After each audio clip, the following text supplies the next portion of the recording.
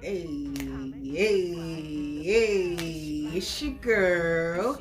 It's your girl. It's your girl, Carnessa the Poetess, back to bless you with another video. Yes. What's up, my pineapples? I miss you so much.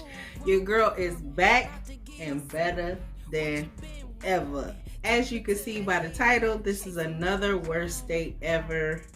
And I know you guys love this because you love to laugh at my pain. And you probably saying to yourself, girl, how many worst day evers do you have? I got plenty. Trust and believe. You don't get to be 101 and not have many worst dates. So let's get right into the video. I have to give you some reference to the guy that I was dating, and then you'll understand why the date went the way it did. Okay, so this guy, he had a little money. Like, he had some coin, okay? So he had an air about himself that projected like, I'm in charge, I'm a boss, I got money, I got, I want things my way. So that was his air, but he was a cool dude. So I just kind of like, went along with it. We had decent chemistry. So we were just dating, and he took me on some really good dates before the worst date. So we went to like Navy Pier for a day, and was on a boat, and got lunch. We had fun, and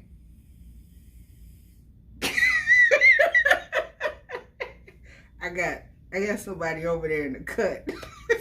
Don't mind that. If you hear noises in the background, it's because somebody is in the cut and can't be quiet. Okay. But anyway, I'm going to keep all this in, okay? So when you watch this back, I'm talking about you. All right, I am so sorry. This is unprofessional. I should not bring nobody to my job, okay? Anyway, so like I said, we have been on a couple dates and they were cool. We had okay chemistry. It just was like a lot of awkwardness sometimes. I think, when you dating somebody, either y'all got it or you don't. You can't really force nothing. And we went on another date. He took me on his boat. So we had like a picnic, and that was nice. But it still was always something a little off. Or I just started noticing things about his personality was like, he had that, it wasn't like confidence, but it was more cockiness. And he liked to floss what he had or brag about the things that he had, and kind of look down on people that didn't have or whatever. So I was noticing that, but I'm still like, okay, he's cool, whatever. So we about, I don't know, maybe a couple months into dating, and he invites me to go out of the country, to go on this trip to Colombia. He just always, every couple months, take a break from work and go on a trip. So his next trip was coming up, and since we were dating, he was like, I want you to come with me to Colombia. And I'm like, you want me to go? You want me? Little old me? Okay. So I'm thinking, I'm impressed. And I'm like, okay, we'll see where this goes. So I say, okay. So we continue to talk, get to know each other. And like I said, that arrogance, that ass holy type of attitude was coming out more and more. So we had a disagreement about something. And it was, I can't remember what it was. But we had a disagreement about something, and it shifted his whole energy towards me. I could tell. And so when we continued to date, so mind you, we got past it and we were still dating. So I'm still planning to go on this trip. So one day he was taking me to, I was still, back then I was still doing the this was way before the pandemic. I was doing the poetry workshops. So I had one in South Bend, so he was gonna drive me. So he drove me there, and on the way there, so I had noticed he wasn't really talking about the trip, or if he would talk about it, it would be like very vague. He wasn't giving no details about anything, so I was just like, okay. So I said, we on the way to the poetry workshop, and I said something about, I can't wait for you to see this dress I got for the trip. And he was like, what trip? I said the trip to Colombia. That we're going on a trip, remember? And he was like, oh yeah, I've been meaning to tell you. I think it'd just be best if I go. I'm just gonna go on a solo trip. And I'm like, okay. I said, so when was you gonna tell me? I said, because you haven't said anything about it. I've been still planning to go. And I said, so when was you gonna tell me? He said, I just did. I was like, wow, this dude is a butthole for real, for real. So mind you, I'm in his truck. He's taking me to the poetry workshop. So that really made me mad. I'm like, man, he is such a butt. And I think he really wanted a response out of me. So I was like, oh, okay, well, that's cool. I said, that'd be nice if you just go by yourself. Because he was recently had just got divorced. So it would be his first trip by himself, no spouse, no girlfriend, nothing. So I said, oh, that'll be good. I just flipped it because I could see that he was waiting on me to, oh, you're not gonna take me? Oh, I want to go so bad, please, please. So fast forward, so he goes on the trip, right?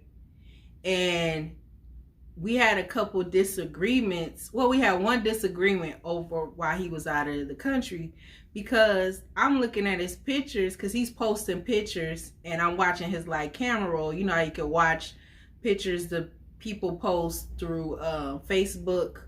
You see their pictures pop up. So I'm watching his pictures, not like trying to see anything, just seeing something. I've never been to Colombia, so I just wanted to see the sights. He was sightseeing, he was doing this and that.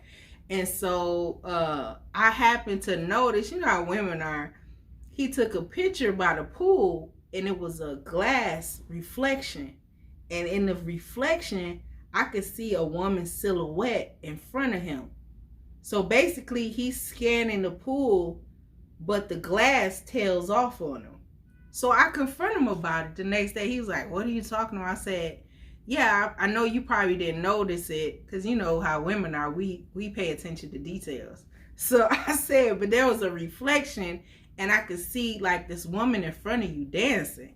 And I said, and that's fine and all, but just let me know like what it is that we're doing. And by that time, the relationship was real rocky, because we had these incidents, you know, run-ins, and I'm seeing how he is. So I say, you know, either way, like if that's what we're doing, we dating other people, that's cool. I just want to be on the same page. I don't want to be left out. Like, you ain't gonna be the only one dating other people. Let's all date other people, okay? So that's what I was basically saying. I wasn't yelling. I wasn't, oh, you got another one. No, it's all chill over here. This ain't my first rodeo. So I'm like, yeah, he's like, I don't know what you're talking about. If anything, he got upset. He got very defensive and he blocked me. I'm like, wow. I said, for somebody that's so innocent and so like being so honest with me, he sure did have a weird response. He responded like he was guilty. So, okay, so then he comes back, and this is our first time seeing each other since he came back in the country, and it was a little bit shaky. We had a couple talks, and I was telling him that I'm like, you don't have to go to extreme of blocking me. Like, you know, if you're not doing nothing, just say that. I say, you just got really, if you're honest to me, if you're honest, and that will make you like lean in, not cut off. You know what I'm saying? Like, if my significant other or somebody is dating and they think that I'm doing something that is disrespectful to them, I will go out of my way to tell them and show them, like, no, this ain't that. Oh no, I'm sorry that you lean in. You don't cut off when you're being honest. You lean into the person, like, no, I explain this. No, this didn't happen. You try to go out of your way, but he did the opposite. So he looked real guilty. It gave me a guilty 5. So I get to his house. It's the first time us seeing each other. And it was awkward. It was real awkward because I'm just chilling, not really giving him no kind of indication of, like, you bothered me. I noticed that about him. If you don't really give him a lot of attention in that way, then he gets irritated. As far as, like, he wants you to blow up. He wants you to make a spectacle because his ego feeds off of that. So I wasn't giving it. I'm acting normal, like, hey, my normal self. Hey, what's up? What's good? What we eating? What we doing tonight? So we ordered pizza and we started watching a movie. The movie was garbage. So he was just like, it just was a weird vibe. He was like, man, you not all over me. He made that comment, like, you ain't all over me. I've been out of the country and you ain't all over me. You ain't happy to see me. I'm like, well, we just chilling. Like, the vibe is just chilling right now. He wanted me to be all over him. I had the idea to play a guessing game as far as with music. Like, you hum the song and the other person has to guess it. But we were doing TV show theme songs. That's what we was doing. So we started doing that, and that just seemed like to break the ice. The whole vibe changed. We had so much fun just doing that. We was going back and forth and just thinking of old songs that we hadn't even thought about in a long time, and we was just having so much fun. So something caught my attention on the TV. So we kind of had a break for a moment where I was looking at a commercial or something, looked. And then when I look back at him, I see him reaching down into my purse. I'm like, when it takes you a minute to register what you're seeing? That's how I felt, because we went from having fun, and then I literally turned for a few seconds to the TV, and then I look back, and I see him reaching down in my purse. And he goes all the way into my purse, and pulls out some medication, and he's looking at it. And so once it finally, so I'm looking at him, looking at the medication, and I'm just like, am I seeing right? Like, that ain't his purse. Is that his purse? Maybe that's his purse he reaching into. No, that's my purse. So once I click in, I said, what are you doing? And what was so crazy is that he was trying to talk to me. It was like he was trying to stall time. He was like, huh? What? And he's steady. He's so nosy and looking at my medication bottle. It's like he's stalling to respond so he can try to really look up what is this medication, maybe to commit it to memory so he can look it up in the phone, Google it. I don't know, but he was stalling. I said, you heard me? What are you doing? I said, did you just reach down in my purse and pull out my medication? And he was like, oh yeah. And then it's like he clicked out of it for a second, where he could have had maybe a humble moment of redeeming. He could have redeemed himself. But I was like, what are you doing? He was like, oh, it was open. But you know how when a bag is set down, it ain't really like open. It's just sitting down. It was one of those bags. It was a Michael Kors bag, and it's set up like this. And yeah, if you looking over into it, you can see it, because that's the type of bag. It just had like a clasp in the middle. But it wasn't open. It was like an open invitation, like, come in here and go through it. It was just sitting. It was minding its business, sitting down like it's done 100 times. And so he said, well, it was open. I said, yeah, but I know you know better than to go in a woman's purse. I know I know you don't. Now you're not gonna really try to convince me out of all the years that I've been living that you could go in my purse. Like, this ain't that. And he was like, he got nervous. So he started, he's like, trying to laugh it off. Oh, you know, it ain't no big deal. What? I was like, huh? I'm really just gone. So he gets up and hurries up. Oh, I gotta use the bathroom. I said, I bet you do. Because you're full of shit. So he goes to the bathroom, and I'm really sitting there. I'm like, wow, this dude is really nuts. He really thinks it's okay. Because it goes back to that ego type of personality, that cocky personality. I make money. Anything that comes in here, it belongs to me. I can do what I want. I can say what I want. That was that attitude rising up. That was a full manifestation of what he really felt about me. Because that was totally disrespectful. So when he came out, by that time, I had packed up my stuff. I had my purse on my shoulder, and I was really trying to find my words so I wouldn't cuss and I wouldn't like go off. I was able to say what I wanted to say clearly in an intelligent way. And so he was like, what, you leaving? I said, yeah, I'm leaving. I said, you totally killed the vibe. I told him that before he went to the bathroom. I said, yeah, I bet you do got to go to the bathroom because you have totally killed the vibe. We was having so much fun. I said, why do you think that would be okay for you to reach down in my purse? And he said, well, it was open. And then instead of being apologetic, he switched back into that mode. He was like, well, is it something that you're not supposed to have? What, nigga? Anything in my purse is what I'm supposed to have. If I got a gun, if I have a bomb, if I got medication, if I got Jordans in my purse, if I got a suitcase in my purse, whatever I got in my purse is supposed to be there because it's my purse. I put it there. That's where it's supposed to be. Now you trying to insinuate something and divert away from what you know is wrong. And then I asked him, I said, as picky as you are about your stuff, I said, now what if you came out and I was in your bag, just your work bag?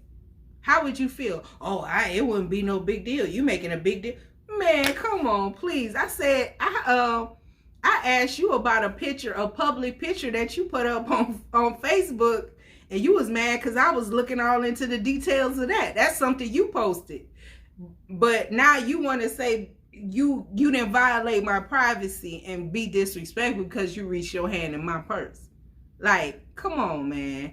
But he would not come off that ego stuff. He would not. He was like, well, I just don't understand. Like, and then he was asking me, what is the medication for? Like, dude, you really? I say, you know what? I would tell you, but just because you want to know so bad and you in the wrong, I'm not going to tell you. And it was just like, dude, you're totally wrong and you just won't come off your ego and apologize. So I said, well, I'm leaving. He was like, oh, okay. I mean, it's just not a big deal. You didn't have to leave. I mean, you're going to mess up the whole night. I said, no, you messed up the whole night. So I get to the door. I said what I had to say, and I said it calmly, and I didn't cuss, I didn't holler, and I left the door respectfully. I even locked his door before I went out, and I knew as I was shutting the door, that would be the last time I ever stepped foot in his place again. I hope you enjoyed this video. Make sure you comment, share, like, and make sure you subscribe. And please remember, be like a pineapple, stand tall, and wear your crown. I love you so much. Introduction, ain't no little girl here for